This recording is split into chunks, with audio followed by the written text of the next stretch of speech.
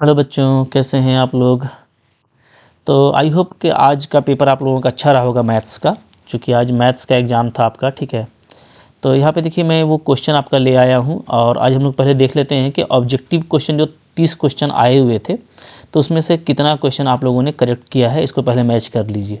क्योंकि 30 question is really great for the paper. अगर आप ज़्यादा से ज़्यादा उसमें सही करते हो तो आपको काफ़ी बेनिफिट होता है। ठीक है, तो यहाँ पे बिल्कुल सिंपल सिंपल क्वेश्चन जैसा मैं अभी देखा हूँ कि यहाँ पे आपको एक सेट ए बी सी दिया हुआ है और एक रिलेशन डिफाइन किया हुआ है। तो रिलेशन देखिए यहाँ पे जो करेक्ट ऑप्शन है, ठीक है, अभी बच्चे ने टिक किया है तो यहाँ पे करेक्शन देख लेते हैं हम लोग। यहाँ पे देखो, यहाँ पे रिफ्लेक्सिव ये होगा नहीं, क्योंकि ए बी सी तीनों के लिए इट्सेल्फ इमेज जो है वो रिलेट नहीं कर रहा है। ठीक है, ओनली ए है, बी बी सी सी भी होता तो ये रिफ्लेक्सिव होता, तो ये रिफ्लेक्सिव तो नहीं है। हाँ, यहाँ पे देखो ये साइमेट्रिक दिख रहा है, ए बी है तो बी ए भी बिलोंग्स कर रहा है। ठीक है, और फिर इन दोनों के अकॉर्डिंग इसमें ए है तो ये ट्रांजिटिव भी है। तो this is symmetric and transitive relation but not reflexive, so option number C is correct. ठीक है, तो आप ना मैं यहाँ पर रेड से कर देता हूँ, तो ये रेड वाला करेक्ट होगा, वो ब्लैक वाला बच्चे ने किया है वो मिस्टेक किया हुआ है। ठीक है, क्वेश्चन नंबर 2 देखो यहाँ पे है। 2 क्या है जी, बोलता है कि एफ ए एफ बी, अगर मान लो हम एफ ए और एफ बी लेते हैं इक्वल और वहाँ से हमको ए और बी इक्वल मिलता है, तो इसका मतलब क्या है कि ये 1 1 फंक्शन होगा। ठीक है, ये 1 1 का डेफिनेशन है, सिंपली आपको डेफिनेशन से पूछा है, so here 1 1 option is correct. ठीक है, तो बिल्कुल देखिए सिंपल सिंपल क्वेश्चन है, कॉन्सेप्ट बेस्ड है, तो आपका जल्दी जल्दी बनेगा। नेक्स्ट है हमारा कि हमको फंक्शन दे रखा है 3x। ठीक है, तो इसका इन्वर्स फंक्शन क्या होगा। तो देखिए एक तरह का एक्सपोनेंशियल फंक्शन है, तो अगर ये एक्सपोनेंशियल फंक्शन है तो देखने से भी दिख रहा है कि इसका तो लॉग में होगा। ठीक है, बेस 3 में, तो ऑप्शन नंबर सी यहाँ पे करेक्ट है। ठीक है, और इसको अच्छा होता आप बना सकते हो काफ़ी जल्दी। तरीका ये होता है कि y इज़ इक्वल टू आप ले लीजिए 3x। ठीक है, और यहाँ से आप लॉग अप्लाई कीजिए, तो log y is equal to क्या हो जाएगा जी, x आगे आ जाएगा, लॉग 3 हो जाएगा। ठीक है, अब हम लोग x निकालेंगे तो x इज़ इक्वल टू हो जाएगा यहाँ पे लॉग y बाई लॉग 3। ठीक है, बाई प्रॉपर्टी इसको हम क्या लिख सकते हैं, इसको हम लिख सकते हैं log y to the base 3। Okay, तो ये x आ गया। तो अब यहाँ पे अगर मैं f इन्वर्स x डिफाइन करूँ, ठीक है, मतलब कि x में इन्वर्स फंक्शन निकालूँ तो क्या होगा, ये हो जाएगा log x to the base 3। ठीक है, ये आपको तरीका पता है, तो यहाँ पे ऑप्शन नंबर सी बिल्कुल करेक्ट है। बिल्कुल मोहब्बत से ऐसा क्वेश्चन बनेगा। ठीक है, आपको ऐसे ही करना था। आगे देखो फिर क्या है, यहाँ पे 4 नंबर है, हमको बोलता है यहाँ पे कि प्रिंसिपल वैल्यू क्या होगा इसका। ठीक है, तो यहाँ पे साइन इन्वर्स है, तो साइन इन्वर्स में पहले तो आपका माइनस बाहर आ जाएगा। ठीक है, तो माइनस साइन इन्वर्स हो जाएगा अंदर में √3/2। अब आप देखिए √3/2 क्या होता है, ये हमारा होता है साइन 60 डिग्री यानी π/3। यहाँ पे नो डाउट माइनस π/3 क्या होगा, करेक्ट ऑप्शन होगा, तो option number B is correct here. ठीक है, आगे बढ़ो। फिर देखो क्वेश्चन नंबर यहाँ पे हमारा आ रहा है 5 में आपको यहाँ पे देखो कॉट साइन इन्वर्स x दिया है, तो कौन सा ऑप्शन करेक्ट होगा। ठीक है, मैंने आपको इसका तरीका बताया था कि देखो एक्चुअली हम लोग यहाँ पे ये कोशिश करेंगे ना कि कॉट है तो अंदर में भी यहाँ पे क्या हो जाए, कॉट इन्वर्स हो जाए। ठीक है, कुछ भी आ जाए y, तो यहाँ पे साइन इन्वर्स x को हमको इसमें चेंज करना है। तो तरीका ये इसका सिंपल ये होता है कि देखो आपको साइन इन्वर्स दिया हुआ है, ठीक है, तो इसको आप x/1 ऐसा ले लीजिए, हाँ, जो अंदर में है। तो साइन एक्चुअली आप पढ़ते थे ना कि ये क्या होता है, ये परपेंडिकुलर बाई हाइपोटेनियस होता है। ठीक है, तो हमको यहाँ पे बेस चाहिए, बेस हो जाएगा हाइपोटेनियस का स्क्वायर माइनस परपेंडिकुलर का स्क्वायर। ठीक है जी, तो यहाँ पे हमको ये सिंपली मिल जाएगा 1 - x²। ठीक है, क्योंकि यहाँ पे प्रोपोर्शन में है, h जो है 1 के प्रोपोर्शन में है, p जो है x के प्रोपोर्शन में है। तो ये मैंने आपको लॉजिक बताया है जल्दी से निकालने का कि आप सिंपली प्रोपोर्शन में निकालेंगे तो b इसके प्रोपोर्शन आ जाएगा। ठीक है, 1 - x² के। अब देखो अगर मैंने को कॉट में अंदर लाना है तो कॉट इन्वर्स क्या होता है जी, b/p होता है। ठीक है, तो ये आपका हो जाएगा cot of cot inverse b/p। अब b मेरा क्या है, तो ये है मेरा √1 - x²। ठीक है, और p जो है हम लोगों का वो क्या है, वो x है। ठीक है, तो अब नो डाउट यहाँ से जब हम एलिमिनेट करेंगे तो हमारा आ जाएगा √1 - x²/x। तो यहाँ पे ऑप्शन नंबर डी बिल्कुल करेक्ट आ रहा है। ठीक है, इस तरीके से आपको बनाना था और ऐसा मैंने लॉजिक आपको डिस्कस किया था जब मैं पढ़ा रहा था। तो ठीक है, चलो आगे देख लेता हूँ फिर क्या है। क्वेश्चन नंबर 6 है। 6 क्या बोलता है कि sign inverse x sign inverse y π/2 है, तो इसका वैल्यू क्या होगा। ओके, देखो ये भी निकालना काफ़ी सिंपल है, कैसे निकाल लेंगे, sign inverse x sign inverse y आपका, तो यहीं से देखो ये इजीली हो जाएगा। ओके, हमको क्या करना है, हम इसको ऐसे लिखने वाले हैं, sign inverse x plus sign inverse y आपको दिया हुआ है जी। ठीक है, तो आप यहाँ पे ले लो क्या है, sign inverse x plus sign inverse y, ये हमको दिया हुआ है π/2। ठीक है, अब यहीं पे हम लोग थोड़ा सा चेंज करेंगे, तो साइन इन्वर्स x को मैं क्या लिख सकता हूँ, इसको मैं लिख सकता हूँ π/2 - cos इन्वर्स x। ठीक है, क्योंकि एक्चुअली ये भी प्रॉपर्टी है, क्या प्रॉपर्टी है कि sign inverse X plus cos inverse x, ये क्या होता है, ये π/2 होता है, ठीक है। तो हम लोग अब ये आपको यहाँ पे गिवन है, तो यहाँ पे मैं ये तो आपका ऐसे ही गिवन है, ठीक है, ये उस तरह का कोई फिक्स फार्मूला नहीं है। हाँ, ये फिक्स फार्मूला है, ठीक है, जो हम लोग ऑलरेडी जानते हैं। तो ये हमको एक गिवन आर्ग्यूमेंट है, तो यहाँ पे हम लोग साइन इन्वर्स एक्स को इससे रिप्लेस कर देंगे। इसी तरीके से साइन इन्वर्स वाई को चेंज करेंगे, क्या, π/2 minus sine inverse cos inverse Y, ठीक है। क्या लिख देंगे हम लोग लिख देंगे π/2 minus cos inverse y, cos inverse Y, ठीक है, ऐसे लिख देंगे। ये अब पूरा π/2 हो गया, तो इसको आप थोड़ा सा अच्छे से कीजिएगा, तो π/2 पाई आ जाएगा और माइनस हो जाएगा आपका कॉस इन्वर्स एक्स और प्लस कॉस इन्वर्स वाई, ठीक है। और इधर भी हमारा π/2 ही है, तो अब आप देख सकते हो यहाँ से मोहब्बत से आ जाएगा आपका cos inverse X plus cos inverse Y, ठीक है। ये क्या हो जाएगा, ये हो जाएगा पाई माइनस π/2, तो वापस से π/2 आएगा। तो इसलिए मैं बता रहा था कि ये π/2, अगर ये π/2 है तो π/2 होता है, बहुत सा को रिजल्ट भी याद रहता है, तो डायरेक्टली आप रिजल्ट से भी कर सकते हैं, ठीक है। आगे बढ़िए, फिर क्या है क्वेश्चन नंबर, देखो यहाँ पे 7 है। 7 क्या बोलता है, which of the following value, तो यहाँ पे आपका 2 मैट्रिक्स है, ठीक है, और ये दोनों आपस में इक्वल मैट्रिक्स ऐसा लिख रहा है, मतलब दोनों में क्या है, आपस में इक्वालिटी का रिलेशन है। तो ऐसे केस में नो डाउट आपको पता है कि पहला एलिमेंट फर्स्ट एलिमेंट के बराबर होगा, ठीक है, सेकंड वाला सेकंड के बराबर होगा। इस तरीके से करस्पॉन्डिंग एलिमेंट आपस में क्या होता है जी, इक्वल होता है, ठीक है। तो यहाँ पे हम लोग देख सकते हैं क्या कि 3x + 7 जो है मेरा, वो क्या होगा, वो सिंपली 0 होगा, क्योंकि यहाँ पे आपको 0 दे रखा है। तो x का वैल्यू तो नो डाउट -7/3 आ रहा है, ठीक है।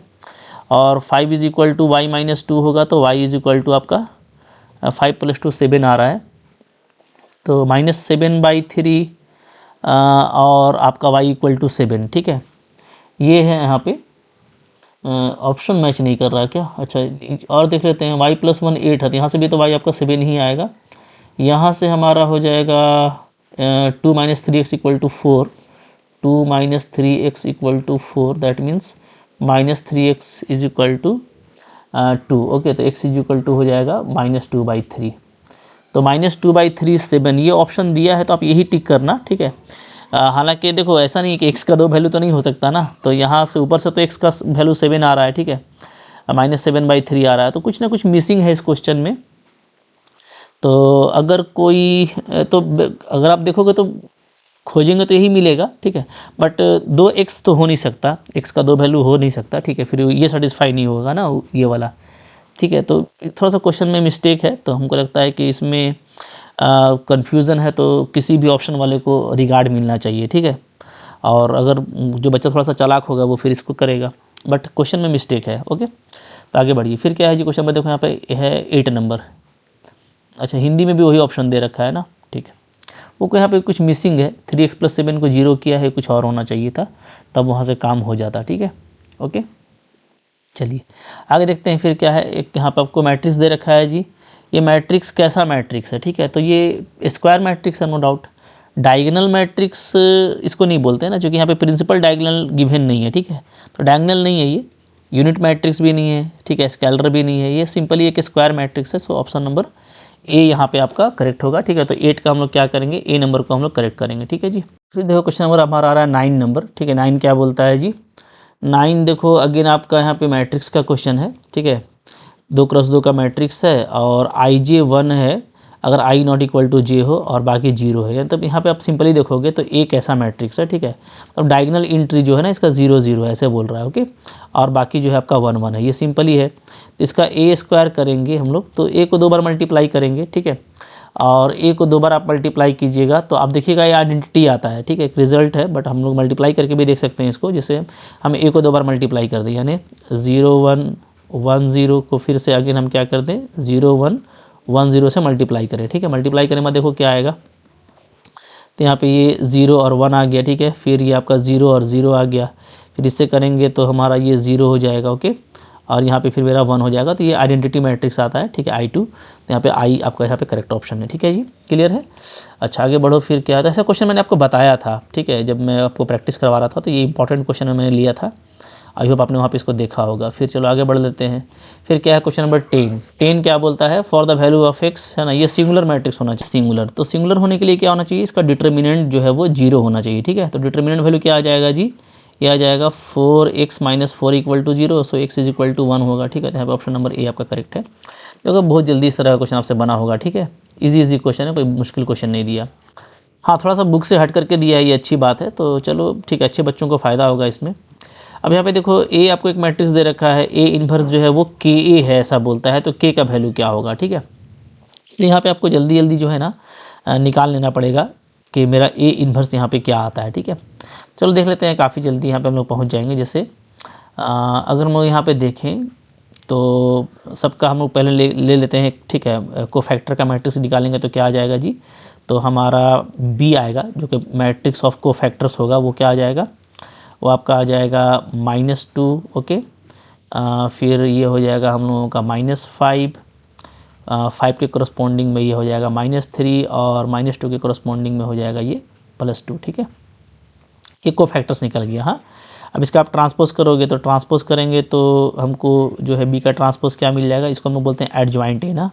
तो एडजॉइंट ए आपको यहाँ पे मिल जाएगा -2, -5, -3 और 2, ये मिल जा रहा है, ठीक है। क्लियर है। अच्छा, अब यहाँ पे आप देखिएगा कि यहाँ पे डिटर्मिनेंट वैल्यू क्या आता है। तो डिटर्मिनेंट वैल्यू हमारा आता है -4 एंड -15, तो आपका -19 आ रहा है, ठीक है, ओके। तो यहाँ पे जो ए इन्वर्स होता है वो क्या होता है, वो होता है हमारा simply adjoint A divided by determinant A, ठीक है। तो एडजॉइंट ए ये रहा, इसको डिवाइड कर दो -19 से, तो हम लोग 1/19 को चाहे तो कॉमन ले लेंगे, ठीक है। और माइनस सब में कॉमन ले लेंगे तो ये माइनस भी प्लस हो जाएगा, ठीक है जी। तो अंदर बचेगा आपका 2, 3, 5 और -2, ठीक है। यानी आपको सिंपली ए ही बच रहा है, यानी 1/19 इंटू ए बच रहा है। तो नो डाउट के मल्टीप्लेस में क्या है, 1/19 है।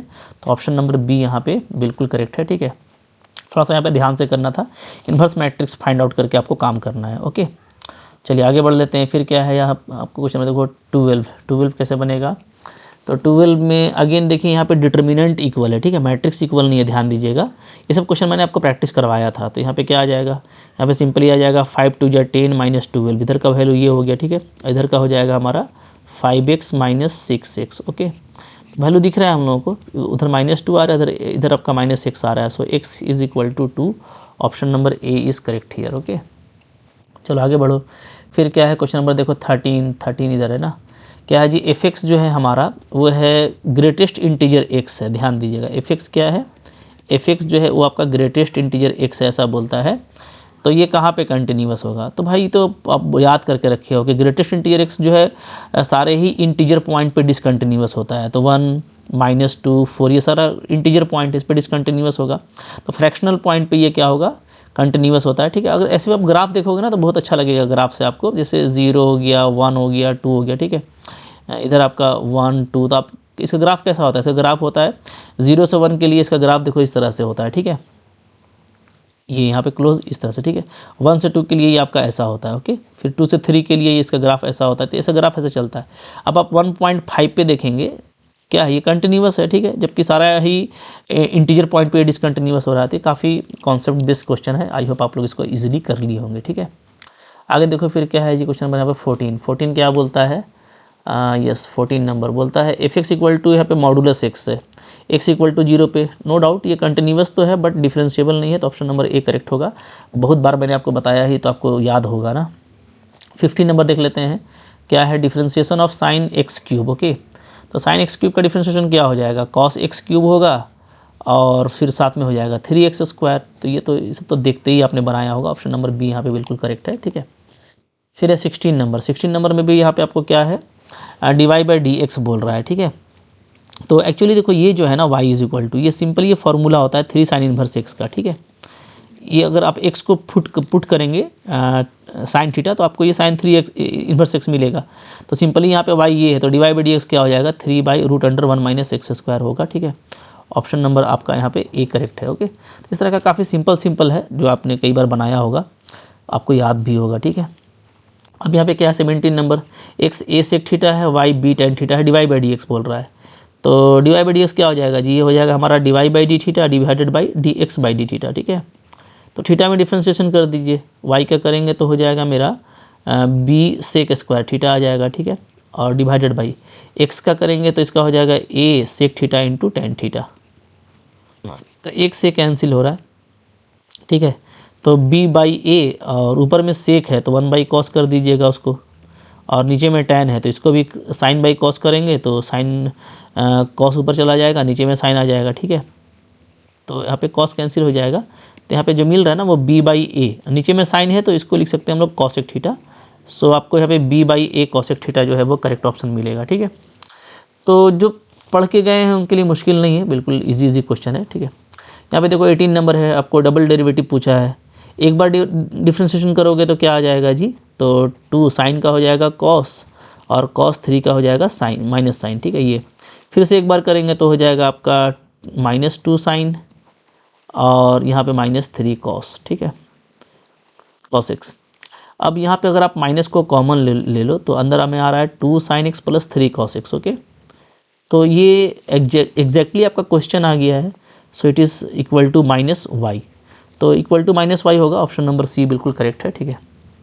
काफ़ी जल्दी आप लोग पहुँच गए होंगे। देखो क्या है क्वेश्चन नंबर, यहाँ पे देखो 19 है। अगेन यहाँ पे इंटीग्रेशन है, तो इंटीग्रेशन कैसे करते हैं जी, 5/3 + 1 कर देंगे और नीचे भी 5/3 + 1 हो जाएगा, ठीक है।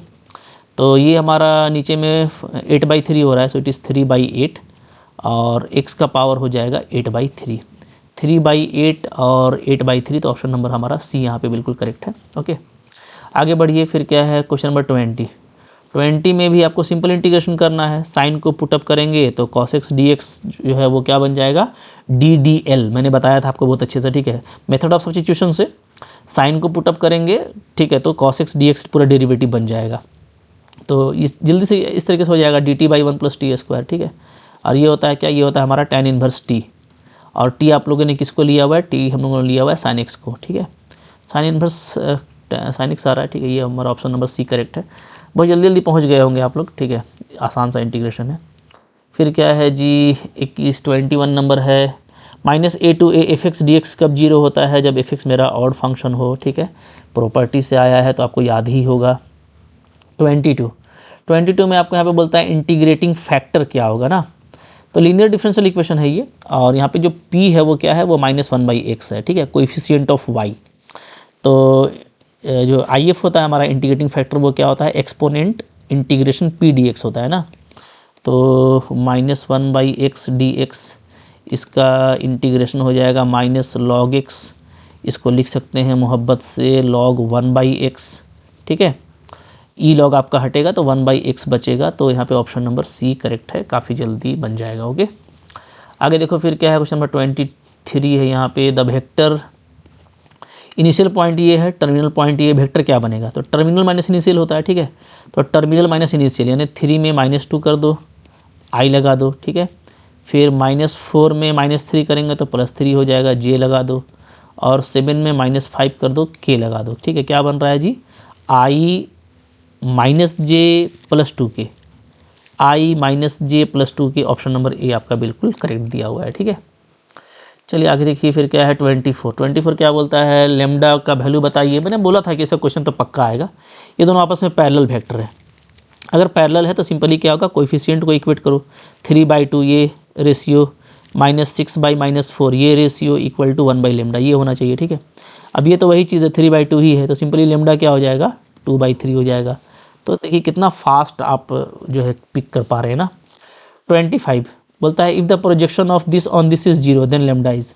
तो देखिए प्रोजेक्शन जीरो होने का मतलब ये है कि प्रोजेक्शन कब जीरो होता है, जब उसका डॉट प्रोडक्ट जीरो होता है, ठीक है। डॉट प्रोडक्ट को आप जीरो कर दीजिए, है ना। चूँकि आप जानते हैं प्रोजेक्शन होता क्या है, ए ऑन बी, ये होता है आपका a.b divided by mod b होता है। अब ये जीरो होगा यानी कि डॉट प्रोडक्ट जीरो होगा, ठीक है। थोड़ा घुमाया है, हर साल पूछता था कि भाई परपेंडिकुलर होगा तो क्या होगा, तो परपेंडिकुलर होता है तब भी डॉट प्रोडक्ट जीरो होता है, प्रोजेक्शन होगा तब भी डॉट प्रोडक्ट जीरो होगा। तो जल्दी आप लोगों ने कर लिया होगा। अब डॉट निकाल लो, इसका ए और बी का डॉट क्या आ जाएगा, 2 आ जाएगा और +3 लेमडा आ जाएगा, ठीक है। ये तो लेमडा आपका मोहब्बत से -2/3 आ रहा है जी, ऑप्शन नंबर सी आपका करेक्ट है, ठीक है, ओके। चलो फिर क्या है, क्वेश्चन नंबर 26, आई जे के जो है वो 3 म्यूचुअली परपेंडिकुलर डायरेक्शन है, तो क्या होता है, प्रॉपर्टी पूछ दिया है आपसे। तो भाई देखो सिमिलर का डॉट प्रोडक्ट 1 होता है, डिससिमिलर का 0 होता है, ठीक है। तो ये गलत दे दिया है, ये गलत दे दिया है, अच्छा डिससिमिलर का 0 होता है, ठीक है। तो ये ऑप्शन आपका बिल्कुल सही है, ये तो आपका गलत ही है। तो सिर्फ प्रॉपर्टी पूछा है और कुछ नहीं। नेक्स्ट है देखो 27 नंबर, बोलता है vector equation of x axis is. अच्छा, अब देखो थोड़ा थोड़ा क्वेश्चन को घुमाया है ना, बहुत थोड़ा सा घुमाया है, बट आपको घूमना नहीं था। कैसे किया होगा आप लोगों ने, देखो मैं आपको बता रहा हूँ, ये तो खैर दिख रहा है, किसी को याद होगा तो ये इसका करेक्ट ऑप्शन है। ये नहीं ले सकते क्योंकि ये सिंपली एक बता रहा है यूनिट वेक्टर को, वो जो सिर्फ डायरेक्शन को बताता है, ठीक है। तो तरीका इसका ये है ना कि 3 डायमेंशनल स्पेस में अगर हम एक्स एक्सिस का बात करें तो एक्स एक्सिस क्या होता है जी, जो कि पास करता है ओरिजिन से, ठीक है। इसका डायरेक्शन रेशियो क्या होता है, 1 0 और 0 होता है, ओके। तो हमारा जो इक्वेशन बन जाएगा वो बनेगा x - 0/1, y - 0/0 और z - 0/0, ये बनेगा, ठीक है। अब इसको अगर आप वेक्टर इक्वेशन में लिखें तो वेक्टर इक्वेशन क्या होता है, r = होता है a + λb होता है, ओके। a जिससे ये पास कर रहा है, तो ये तो है 0 i 0 j 0 के, यानी पूरा 0 ही है, ठीक है। और plus lambda, b direction ratio होता है, तो i कैप 0 j और 0 के, ऐसा होगा जी, ठीक है। तो आप देखोगे यहाँ से ये पूरा 0 हो गया, तो हमारा सिंपली r = λ i बच रहा है। तो ये आप याद भी कर सकते हैं, निकाल भी सकते हैं, ऐसे ही आपको करना था, ठीक है। क्लियर है, तो ये ऐसे ही किया होगा आप लोगों ने, बहुत मतलब बड़ा क्वेश्चन तो नहीं था, ठीक है। हाँ, लेकिन ये है कि थोड़ा सा इसमें ध्यान देना था, कह सकते हो कि एक तरह का ये अच्छा क्वेश्चन है, ठीक है। क्लियर है, चलिए अब आगे बढ़ते हैं, फिर देखते हैं क्या है इसके बाद। फिर है क्वेश्चन नंबर हमारा 28, ओके। 28 क्या बोलता है, तो 28 देखो जी यहाँ पे 28 आपको बोल रहा है the Cartesian equation of the line, ठीक है। कार्टेशियन इक्वेशन आपको दिया हुआ है, तो बोलता है आप इसका वेक्टर इक्वेशन क्या हो। देखो ऐसा क्वेश्चन हम बताया था आपको ना कि बहुत फास्ट आप कर सकते हैं, जैसे भी हम करके दिखाए, तो वैसे ही आपको कर देना है। जैसे r वेक्टर = क्या होता है, a + λ भी होता है, तो a आएगा पासिंग पॉइंट से 1 - 2 5, तो i कैप, ठीक है, -2, तो -2 j कैप, या -2 हो जाएगा, यहाँ पे मिटा देता हूँ मैं इसको, ठीक है। i - 2 j हो जाएगा, i - 2 j कैप और प्लस 5 k कैप, ठीक है। ये हो गया हमारा a vector plus lambda into B, तो बी बनता है डायरेक्शन रेशियो से, तो आपका आ जाएगा नीचे वाले 2i 3j - k। तो बहुत अच्छा प्रैक्टिस किया आप लोगों ने, देखते ही आपको ये हमको लगता है कर लिया होगा आप लोगों ने। तो कौन सा करेक्ट ऑप्शन आ रहा है जी, यस, ये हमारा करेक्ट ऑप्शन आ रहा है, ऑप्शन नंबर सी, ओके। तो 28 का सी नंबर करेक्ट है। फिर चलो आगे बढ़ते हैं 29, ए और बी जो है म्यूचुअली एक्सक्लूसिव है, पी ए और पी बी दिया हुआ है, पी ए यूनियन बी भी पता है, तो एक्स क्या होगा। तो देखो म्यूचुअली एक्सक्लूसिव है अगर, तो नो डाउट यहाँ पे क्या हो जाएगा जी, इंटरसेक्शन का जो प्रोबेबिलिटी है वो 0 हो जाएगा, ठीक है। तो ऐसे केस में जो हमारा यूनियन का प्रोबेबिलिटी है वो सिंपली क्या होता है, PA + PB के बराबर होता है। ये सब आप लोगों ने बहुत अच्छे से पढ़ा है, ठीक है, मैंने पूरा पढ़ाया मोहब्बत से, तो भूलोगे नहीं ऐसा। अभी देखो ये 0.5 है आपका, ओके। PA हमारा 0.4 है और PB हमारा x है, ठीक है। तो यहाँ पे x क्या आ जाएगा, तो 0.1 आएगा, सिंपली मोहब्बत से। तो ऑप्शन नंबर बी आपका बिल्कुल करेक्ट है, ओके। तो ऐसे बनाना था। अब देखो लास्ट क्वेश्चन है ऑब्जेक्टिव का 30 नंबर, PA PB दिया हुआ है, इंटरसेक्शन भी दिया हुआ है, तो PA/B कंडीशनल प्रोबेबिलिटी है, PA इंटरसेक्शन B/PB के इक्वल हो जाएगा, ठीक है। इंटरसेक्शन दिया हुआ है मेरे को 4/13 और PB दिया हुआ है मेरे को 9/13, 13 कैंसिल होगा तो 4/9 आएगा, बिल्कुल ऑप्शन नंबर बी आपका करेक्ट है, ठीक है। तो ओवरऑल देखो भाई, मैं कहूँगा कि 30 में 30 बनने वाला क्वेश्चन है, ठीक है। थोड़ा तो आपको घुमाएगा, और घुमाना चाहिए, वो भी 1-2 ग्राम घुमाया है, उससे कोई बहुत फर्क नहीं पड़ता है, ठीक है। तो आई होप आप लोगों का ये पेपर अच्छा गया होगा, और ऑब्जेक्टिव्स में ज़्यादा क्वेश्चन आपके करेक्ट होंगे तो आपका अच्छा मार्क्स आएगा। बाकी देखो अभी क्वेश्चन जो बड़ा बड़ा है उसको हम बाद में डील कर देंगे कल परसों में, ठीक है, उसको भी देख लेना आप। लेकिन ऑब्जेक्टिव इंपॉर्टेंट होता है, ठीक है। और ऐसा नहीं कि आज ही ख़त्म हो गया, मैं बोलूँगा जिनका कुछ गलत हुआ है ना, तो देखो करना क्या है एग्ज़ाम में हमको, ठीक है, कुछ नंबर कम आ जाएगा, लेकिन आपको फाइनली मैथ्स अगर आप लाइव बना रहे हैं, अगर आप इंटर साइंस मैथ में किए हैं, दैट मीन्स कि you are a math lover, ठीक है। तो ऐसा तो नहीं ना कि चलो भाई आज एग्ज़ाम ख़त्म हो गया तो सब कुछ ख़त्म। मैं आपको सजेस्ट करूँगा कि ये सब ऑब्जेक्टिव क्वेश्चन में जहाँ पे कमी रह गया है उसको अगले बार के लिए आप ध्यान दो, ठीक है। तो ये कंपटीशन में भी इस तरह का क्वेश्चन आजकल आ जाता है, अच्छा कंपटीशन में, बच्चे वहाँ पे भी चूक जाते हैं। तो हम लोगों को रिजल्ट्स वगैरह अच्छे से याद रहना चाहिए, रिवीजन वगैरह करते रहिए, ठीक है। तो मैं टाइम पे आपको गाइड करता रहता हूँ, तो कोई भी कंपटीशन वगैरह भी होगा तो आपको इस तरह से पढ़ने से दिक्कत नहीं होगा। तो मैं ये बोलूँगा कि कभी आपको 12 अगर अच्छा से नहीं कर रखा है, बाद में आपको तो करना ही पड़ेगा अगर आप मैथ में लाइव बनाते हो तो ऐसे केस में आप एक बार मेरा पूरा प्लेलिस्ट देख लेना, ठीक है। और उसके बाद देखना कि आपको इस तरह का क्वेश्चन में कभी दिक्कत नहीं होगा, ठीक है। चलो खैर मिलते हैं अगले लेक्चर में, तब तक आई होप आपको ये सेशन मेरा अच्छा लगा होगा। लाइक करके जाइएगा, पता चले भाई कि किनको किनको अच्छा लगा है, ठीक है। कमेंट भी कीजिएगा, कुछ अगर आपको इसमें डाउट वगैरह है या कुछ डिस्कशन करना चाहते हैं तो ठीक है, डेफिनेटली चैनल को सब्सक्राइब करके रखिए। 1 to 1 बहुत चीज़ है, ठीक है। मैं लोअर से लेकर के टॉप हायर लेवल तक मैथ्स में जाता हूँ, ठीक है। आपको बगैर जॉब दिलाए नहीं छोड़ने वाला, मेरे साथ बने रहिएगा, ठीक है। Thank you very much.